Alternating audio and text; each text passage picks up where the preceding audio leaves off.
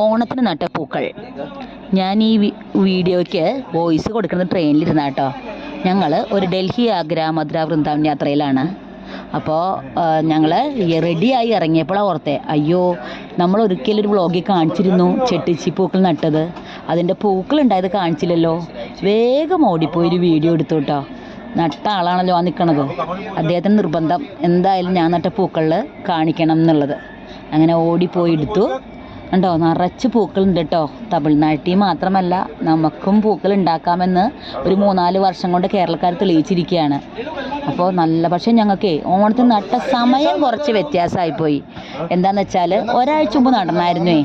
അപ്പോൾ അത് കാരണം ഓണത്തിന് 2-3 പൂക്കളെ പറിക്കാൻ പറ്റുകയുള്ളൂ. ഇപ്പോൾ നല്ലോണം മുട്ടുകളുണ്ട് കേട്ടോ. അപ്പോഴാണ് മീനൂട്ടി ഓടി വന്നത്. മീനൂട്ടിയെ ഞങ്ങൾ പെൺപൂച്ചയാന്ന് വെച്ചാൽ മീനൂട്ടിക്ക് പേരിട്ട് കേട്ടോ.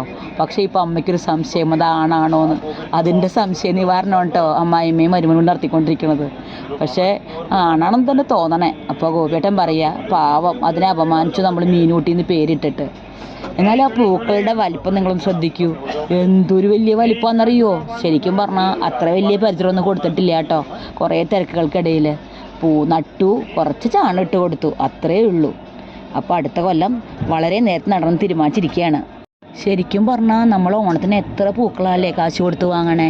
ശരിക്കും അതിൻ്റെ ആവശ്യമില്ല കേട്ടോ. എല്ലാവരും ഒരു ജൂൺ ഓണം നോക്കി 2 തട്ട് നട്ടാൽ ഇഷ്ടംപോലെ പൂക്കൾ കിട്ടും. ഇനി ഞങ്ങളുടെ ട്രെയിനിലെ വിശേഷങ്ങളും ഡൽഹിയിലെ യാത്രാ വിവരങ്ങളും വൃന്ദാവൻ യാത്രകളൊക്കെ ആയിട്ട് ഞാൻ പുറകെ വരുന്നതായിരിക്കും കേട്ടോ. അപ്പോൾ ഓക്കെ, ബൈ.